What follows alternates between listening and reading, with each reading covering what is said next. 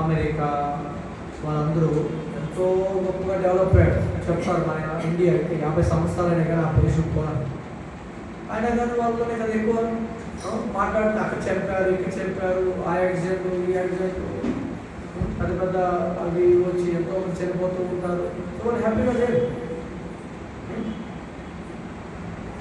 So పిమ్మట మంత్రోచ్చారణ దక్షుడకు సోబరముని ఒకనాడు ఏకాంతమున కూర్చుండి మిథున జంత కామ కలాపములతో సంసర్గము వలన కలిగినట్టు తన పతనము గురించి ఆలోచించాను. సరే, నేను అంత గొప్ప ఋషినయ్యాను, నీటిలో వెళ్ళి నీటి అడుగు బాగా కూర్చొని నేను తపస్సు చేస్తూ ఉన్నాను, నాకు అన్ని రకాల యోగ సిద్ధులు నేను పొందాను, కానీ నేను ఈ విధంగా పతనం చెందానే. సో దానికి ఇక్కడ చెప్తున్నారు ఆయన ఎందుకు ఈ విధంగా పతనం చెందారు. దీనికి భాష్యంలో శోభా చెప్తారు, వైష్ణవ అపరాధం వలనే సోబరముని తపో పదము నుండి పతనము చెందినని శ్రీ విశ్వనాథ్ చక్రవర్తి ఠాకూర్లు శాస్త్రానుసారంగా వ్యాఖ్యానించింది. ఆయన ఎందుకు ఈ విధంగా పతనం చెందారు? నిద్ర వస్తుందా? అర్థమవుతుందా ఏం చెప్తున్నా? ఎంతమంది అర్థమవుతుంది? అర్థం కావడం మాత్రం ఈ పలు చూపిస్తున్నా. సో ఈ గొప్ప ఋషి ఏ విధంగా పతనం చెందారని ఇప్పుడు చెప్తున్నారు. ఏమని ఆ కథ ఏమనగా, బృందావనం వెళ్తాం కదా, ఆ మొదటి కథ దీంతో స్టార్ట్ అవుతుంది. ఆ కాళీయ సర్పం ఉంది కదా, అది ఎందుకు ఈ కాళీయ సర్పము ఇక్కడికి ఎందుకు వచ్చింది? అది యాక్చువల్గా కాళీయ సర్పము ఎక్కడో మహాసముద్రంలో ఉండేదంట. ఈ నాగాల్యాండ్ ఎక్కడ ఉంది కదా, నాగా అక్కడ ఉండేదంట.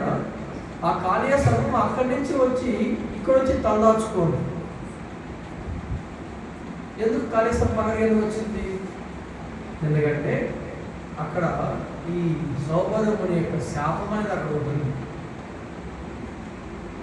అది ఎక్కడ చూద్దాం. ఆ కథ ఏమనగా, ఒక మారు గరుడు ఉన్నాడు కదా, చేసిన గరుడు చేపను తినగోరినప్పుడు సోబరముని అనవసరంగా ఆ చేపకు ఆశ్రయం ఇచ్చాను. ఏమది? గరుత్మంతుడు యమునా నదికి వచ్చి ఆయన మనకున్న కృష్ణుడుకున్న నాన్ వెజ్ డివోర్స్లో నేను కృష్ణుడు భక్తులందరూ వెజిటేరియన్, ఒకే ఒక నాన్ వెజ్ డివోర్స్ ఉన్నాడు. ఎవరది? ఆయన గ్రాంటెడ్ యాక్షన్. ఆయన చేపలను, పాములను, వీటన్నిటిని తింటూ ఉంటారు. మీరు గరుడ దేవుడిని ఇన్స్పిరేషన్గా తీసుకొని మరి మొదలు పెట్టాల్సిన పడలేదు. అది ఆయన స్పెషల్ కేటగిరీ. ఆయన గరుడ దేవుడు చాలా పవర్ఫుల్. గరుత్మంతుడు ఎంత పవర్ఫుల్ అంటే, మనకి దేవీ దేవతలు క్షీరసాగర చిలుకుతారు కదా, వాసుకి సర్పాన్ని తీసుకొని మందార పర్వతాన్ని వేసి, ఆ మందార పర్వతాన్ని వాళ్ళు తీసుకువచ్చేటప్పుడు వాళ్ళ మందార పర్వతాన్ని దేవతలు, మన రాక్షసుడు వీళ్ళందరూ కలిసి దాన్ని మోస్తూ ఉంటుంది. దాని అంతా మోసుకు కొంత దూరం తీసుకొని, భారం ఎక్కువ మోసుకొస్తే దాన్ని బరువు ఎక్కువ వదిలేస్తాం కదా, అది చాలా దూరం మోసుకోపోయిన వాళ్ళకి ఏమైందంటే వాళ్ళు కాళ్ళు, చేతులు అవి ఇవి ఇరిగి చాలామంది చనిపోయారంట దేవి దేవతలు. దాంతో రాక్షసులు కూడా. తర్వాత విష్ణు వచ్చి లెఫ్ట్ హ్యాండ్తో ఆ మందార పర్వతం తీసి గరుడుడి యొక్క ఇక్కడ పెడితే ఆ గరుత్మంతుడు ఎత్తుకుపోయి క్షీరసాగరంలో పెడతాడు. అంటే ఆయన పొజిషన్ దేవతలందరూ మళ్ళీ రాక్షసులందరూ వీళ్ళందరి కంబైన్డ్ శక్తి ఏదో ఉందో దానికి కూడా గరుత్మంతుడు సమానంగా.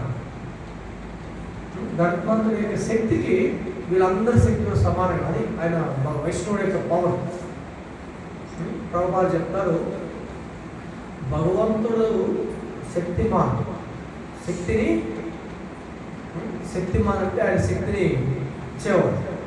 కానీ ఆయన భక్తుడిని భగవంతుడి కంటే ఎక్కువ శక్తిని ఇవ్వతాడు. హనుమాన్జీ ఎగ్జాంపుల్ ప్రభుపాలు చెప్తారు. భగవంతుడు లంక వెళ్ళేదానికి ఏం కట్టుకున్నాడు? ఏం కట్టుకున్నాడు? చీర కట్టుకున్నాడు.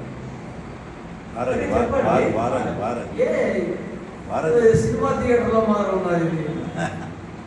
చెప్పండి, ఏదో ఒకటి రెండు క్వశ్చన్ వేస్తుంది. దానికి కూడా బ్రిడ్జ్ కట్టుకున్నాడు కదా, ఏంటి ఆ బ్రిడ్జ్ పేరు? రామసేతు కట్టుకున్నాడు కదా. భగవంతుడు స్వయంగా రామసేతు నిర్మించుకున్నాడు. ఇక్కడ హనుమానుడు ఏం చేశాడు? ఒక జంప్ చేశాడు. భగవంతుడు అంటే భగవంతుడి కంటే ఆయన ఎక్కువ శక్తిలాగా కనిపిస్తుంది కదా. సరే, భగవంతుడి యొక్క భక్తులకి భగవంతుడు ఆయన సేవ కోసం మనం నిష్ఠతో తపస్సుతో మనం భగవంతుడు సేవ చేయడం పట్టుదలతో ఉంటే ఆ భగవంతుడు కూడా ఆయన కూడా శక్తి కంటే ఎక్కువ శక్తి మనకి ఇస్తాడు. యాక్చువల్లీ చెప్తాడు.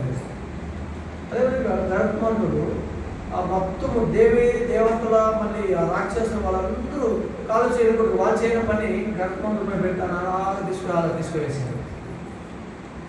మరి మందార పత్రం చిరుసార్లు వేస్తాను అలా కుంగిపోతుంది ఇక్కడ బరువు. కాబట్టి అదే భగవంతుడు మళ్ళీ టాటా ఎస్ ఏమంటారు, తాబేలు అవతారం కూడా కూర్మా అవతారం ఆ రూపంపై కింద పోయి. అది గరుత్మంతుడు యొక్క పొజిషన్. యాక్చువల్లీ స్వయంగా భగవంతుడినే అది మోసుకెళ్తూ ఉంటాడు. అలాంటి గరుత్మంతుడు ఏదో పని పైన వచ్చాడు. ఏం పనికి? చేపలు తినడానికి వచ్చాడు. ఈ చేప ఏం చేసిందంటే ఇది పరిగెత్తుకోబోయి ఋషి దగ్గరికి పోయింది.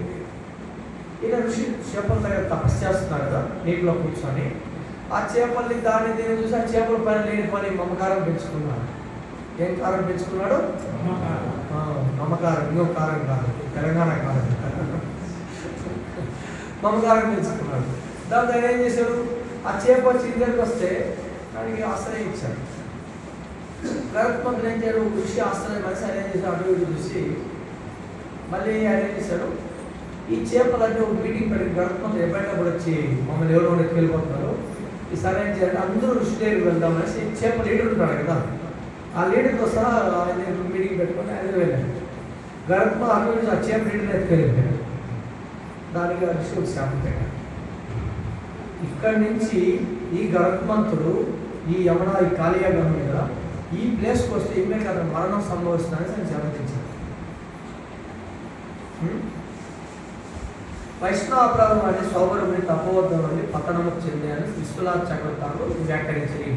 ఆ కథ ఏమనగా ఒకమారు గరుడు చేప తినగోరినప్పుడు సౌభరముని అనవసరంగా చేప ఆశ్రయం ఇచ్చాను. అనవసరంగా తలదూర్చాడు. భగవంతుని యొక్క కలాపాల్లో అనవసరంగా తలదూర్చాడు. ఆయన చేపను తినవలనని గరుడు యొక్క కోరిక ఫలించినందున సౌభరముని ఒక వైష్ణవుని యొక్క అపరాధం చేసినట్లయను. ఆయన చేప తినాలని వచ్చాడు, ఆయన ఆలోచన అది వైష్ణవ అపరాధం. సో అంటే చూస్తే అయ్యో పాపం చేప సంగతి ఏంటి, మనకు అలాంటి ఐడియా వస్తుంది కదా. ఆయన సంగతి దేవుడు ఆయన వైష్ణవుడా కాదు మనం చూడు. చేప గురించి మనం బాగా అదే చేశాడు. పెద్ద ఋషి తపస్సర్మతుడు, ఆయనకి అన్ని అష్టసాత్విక విద్యలు ఆయనకి తెలుసు. అయినా కానీ అనవసరంగా గరుడు నీ కోరిక పాలించాలని సౌభరుడు ఒక వైష్ణవుగా అపరాధం చేసినట్లేను. ఈ వైష్ణవ అపరాధం వలన సౌభరి తన మహోన్నతము తపో యోగం నుండి పతనము చెందెను అని ఉన్న పొజిషన్ నుంచి పతనమయ్యాడు. కనుక ఇది ఇంపార్టెంట్. కనుక వైష్ణవుని కలాపములను ఎవ్వడును ఆటంకపరచరాదు.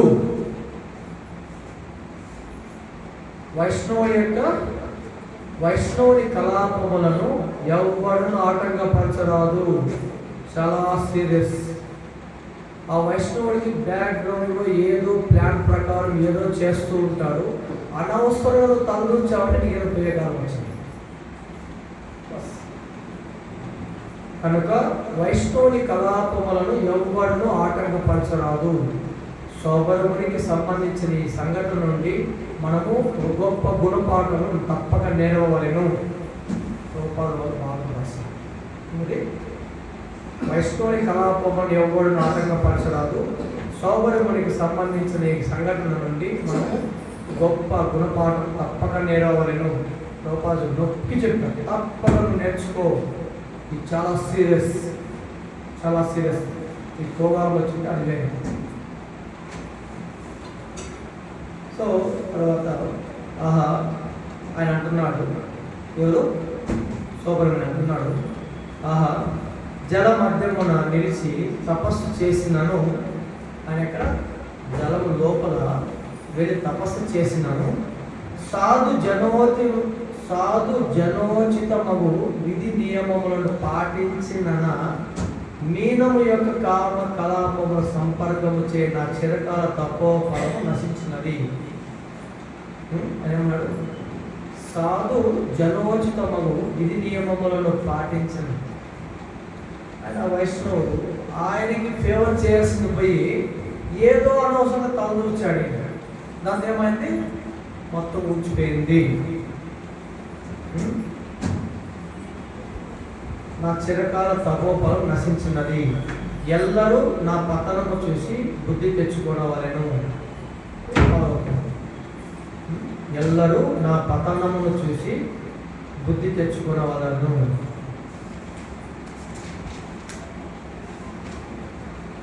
మరి ఆయన అనుకుంటున్నాడు, భవబంధ విముక్తిని కోరువాడు మైతన సుఖాభిలాషులకు వ్యక్తుల సాంగత్యమును విడవలెను. మరియు బాహ్య కలాపములలో తన ఇంద్రియములను నియుక్తము చేయరాదు. ఎల్లప్పుడూ ఏకాంతముగా నుండి తన మనస్సును అతడు అనంతుడగు భగవాని చరణ కమలముల యందే పూర్తిగా సంలగ్నమనర్చగలను. ఒకవేళ అతడు సాంగత్యమును కోరినచో అదే రీతిగా నెలకొన్న వ్యక్తులతోనే సాంగత్యం చేయవలను. సాంగత్యం అని ప్రభుపాద వారికి చెప్తున్నారు. కృష్ణ భక్తుల సాంగత్యం చేయుట, కృష్ణ భక్తుల యొక్క సాంగత్యం చేయుట, కృష్ణ ప్రసాదమును తినుచు హరే కృష్ణ మహామంత్ర జపము చేయుచు సాధారణ వ్యక్తులైనను మహోన్నత స్థితిని పడేయగలరు. ఏం చేయాలి? కృష్ణ భక్తుల సాంగత్యం చేయాలి, కృష్ణ ప్రసాదం తినాలి, హరే కృష్ణ మహామంత్ర జపమును. సాధారణ వ్యక్తులైన వాళ్ళు కూడా మహోన్నతమైన స్థితిని పడేయగలరు.